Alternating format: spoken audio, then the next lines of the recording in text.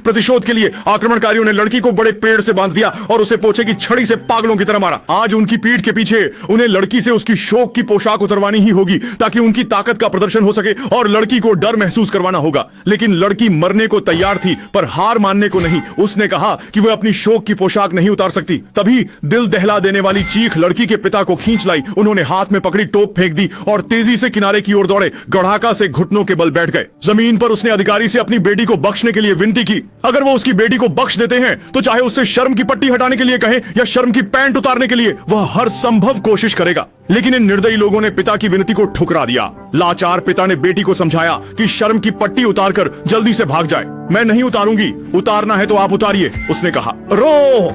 बड़ी छड़ी फिर से आ गई। अधिकारी, मत मारो, अगर मारना है तो मुझे मारो, मेरे पिता को नहीं। वाकई महान पिता का प्यार इस छड़ीधारी को प्रभावित कर गया। उन्होंने पिता को बेटी के पास खड़ा किया और फिर पहले से भी अधिक जोर से मारा। 100 साल से अधिक जीकर उसने कभी नहीं सोचा था कि उसके जीवन के अंत में वह अपनी प्रतिष्ठा खो देगा।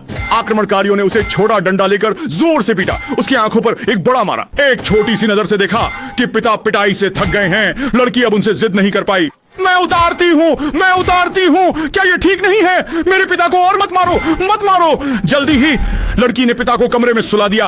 अनिच्छा से केवल अपने बूढ़े पिता के लिए उसे तथाकथित महिला सम्मान को छोड़ना पड़ा। उसे इन जानवरों के सामने खून वाले टेप को हटाना पड़ा। जयशलाय जो दृश्य हुआ वो निश्चित रूप से आपके दिल को झकझोर देगा। लड़की ने अपनी कमर से एक स्टील की छुरी निकाल ली और धड़ाक से अपने ही हाथ को काट दिया और बोली, ले जाओ इसे अपने अधिकारी को। और हाथ ऊपर उठाकर फिर से दूसरे हाथ को काट दिया, जिससे उसमें से 90 की जगह 9 बच गए।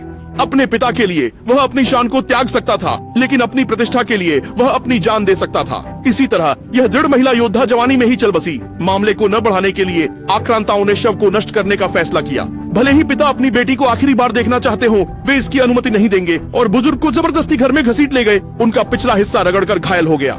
बहुत जल्द लड़की को आग के चूल्हे पर रखा गया। जब वे कड़ाही में तेल डालकर गर्म कर रहे थे, दूर से सफेद दांतों वाला एक बड़ा काला आदमी दौड़ता हुआ आया और अपनी जलाई जा रही पत्नी को देखते हुए पति को दर्दनाक यादों में डूबना पड़ा। संगीत